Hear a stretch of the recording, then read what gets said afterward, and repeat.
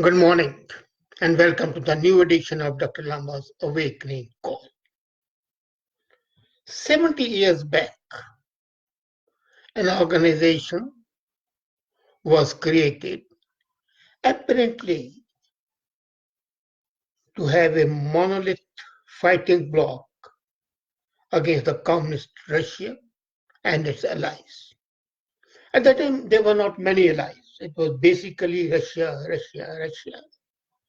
USSR, and a fledgling country called China, a nondescript country called Albania. Together they formed with Poland Warsaw Pact. And then this monolith, 70 countries strong, NATO was created. 70 is an age when most of the people become old. At one time, 70 was considered to be a very old age, not any longer.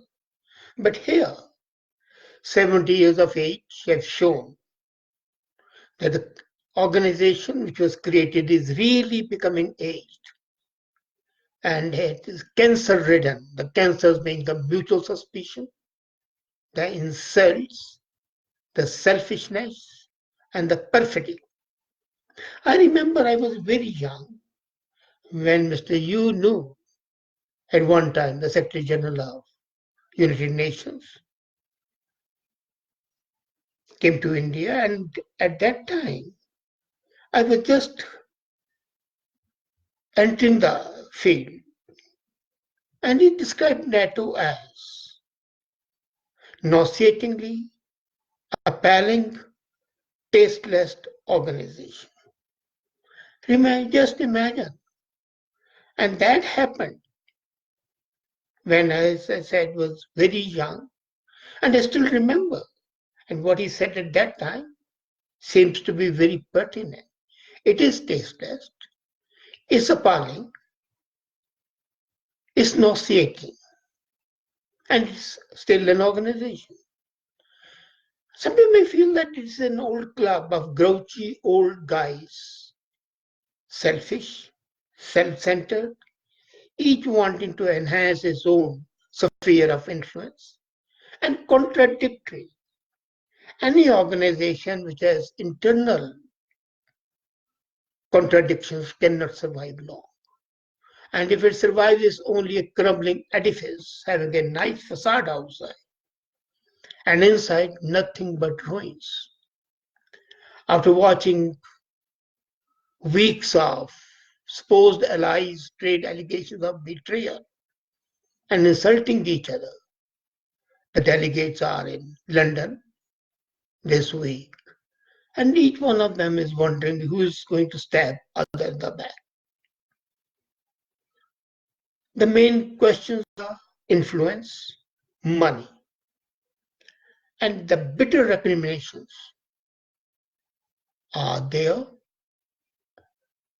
and the trust that is supposed to be there is just not evident.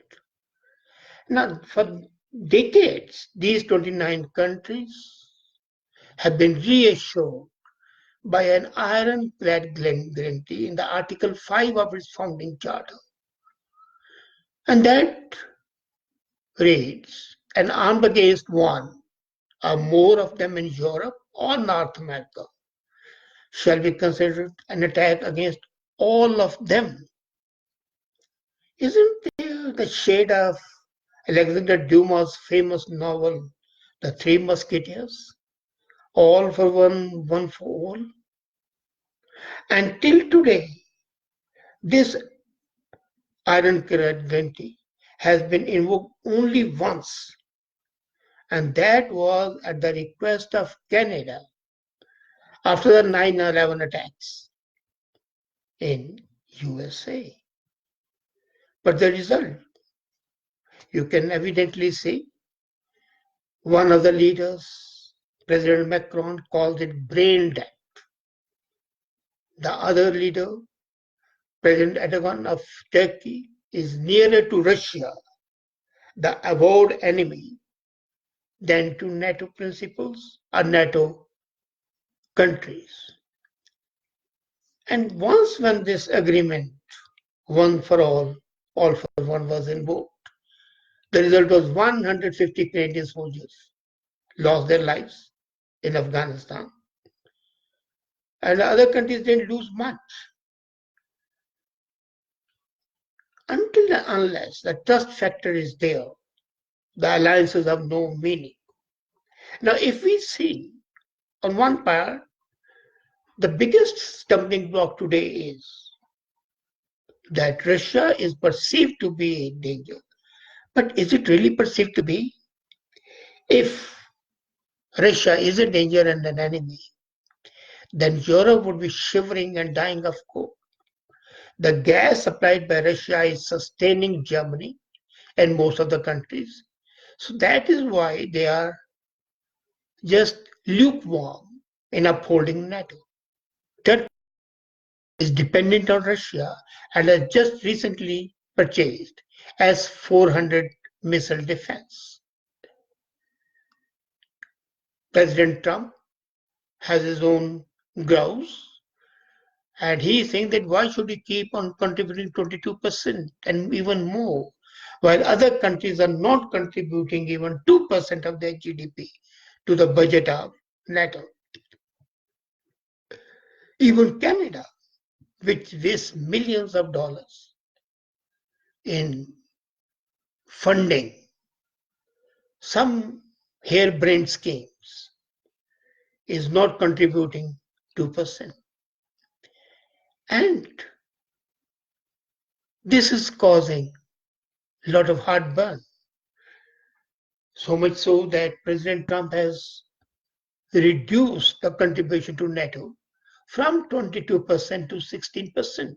And that is sending waves across NATO that why should they not continue to bear the burden? If you remember, even 4 years earlier under President Barack Obama, the same situation was there. And they wanted, all presidents have been saying that the other part should carry some burden, just 2% of GDP, while America is contributing 22%, but none of them did. It has to be accepted. What Trump said, that it's an obsolete. And if you remember, for the first 6 months of his term, he refused to reaffirm Article 5 and called into question whether USA should continue to be a member or not. But yesterday he said, no, this is a good organization. The allegation that President Trump abandoned Kurdish allies in Syria has again sent some shockwaves. Some are real, some are imagined. They said that if he could sacrifice Kurds, he can sacrifice NATO as well. But they're forgetting one major factor. If he did sacrifice Kurds, who did gain? It was none else than Turkey, a member of NATO. So was he not in fact helping a NATO country reassert its authority? I'm not going into the validity whether the Kurds and Turkey, who is at the wrong, no blame game. I'm simply saying that we cannot say that he has deserted allies. He has in fact helped one of the allies extend its hold in an area which is really marked by upheavals, instability, bloodshed, and incursions by ISIS.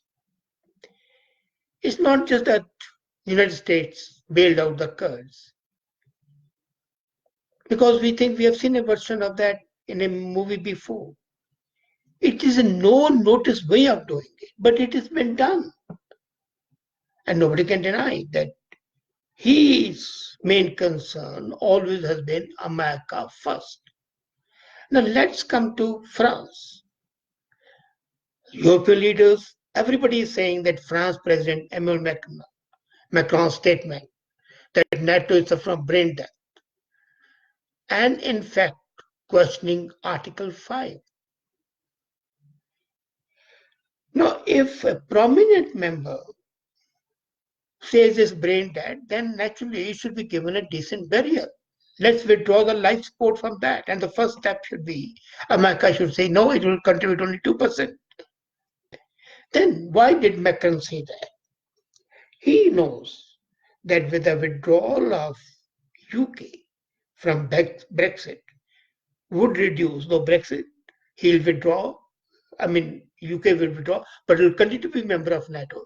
But its influence in Europe would decrease. Germany has its own political issues. Merkel is not as strong as she was. And any day, the new chancellor is likely to be there. So Macron wanted to take the leadership of Europe. And what was the challenge to that? Challenge is USA, not Canada.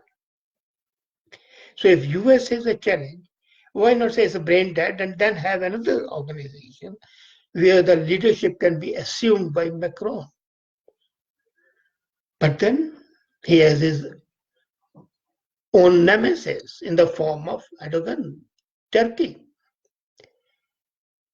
And Turkey was very harsh. The comment of the foreign minister and the president both have been very derogatory to President Macron. And when Macron says that the open question is, and we have solved it yet, is the peace in Europe, intermediate range nuclear forces, the relationship with China and issue of Turkey, who is the enemy? So he cannot identify whether the enemy is Russia or Turkey. And he says, let's not negotiate about cost sharing and burden sharing. At first, let's face these problems. So he is careful not to contribute financially. But USA wants to talk about the cost sharing. In fact, they have announced, as I told you last week, unilaterally, that they'll cut the contribution from 22 to 16%. And they will ask other countries, including Canada, to pick up the slack. Now, as I said earlier, the NATO members are today closer to Russia. Turkey, of course, is there. Bulgarian Prime Minister Borisov, while visiting President Trump last Monday, made a point that his country, smaller, economically weaker than France, England, Canada, is contributing 3.1%. So Trump has singled Germany for its failure and is also pressurizing Canada. So in run-up, there are points, selfishness, as I said, each country trying to assert itself. And then one thing more, Huawei, the Chinese company, G5. USA doesn't want Germany and other European countries to support 5G efforts by Huawei, the Chinese Huawei. But if you remember, it was the Americans who were caught spying on the Germans through the PRISM program. And it was revealed by Snowden in 2013. So Germany is not willing to accept that the Chinese company should not make headway.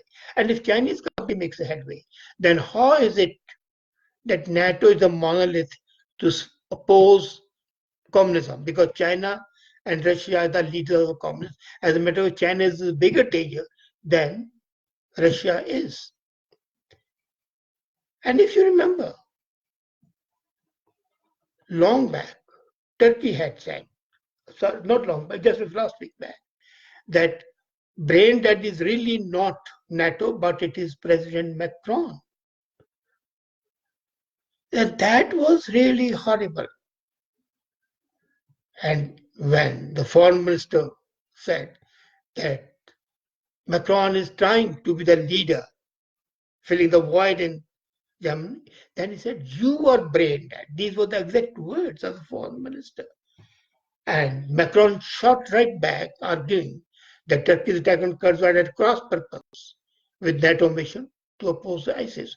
So the internecine warfare, the internal warfare, the money, and the smiling Buddha represented by Putin and President Xi, shows this rotten organization, fit for burial, is being propped up for no reason at all. It's important that they realize it, that this organization is, as far as reality is concerned, is dead, inactive, incapable of doing anything, and the sooner they bury, the better it will be. It's a confusion worse confounded. It's a house of Babel which nobody wants, but needs only a decent burial, as I said. Thank you.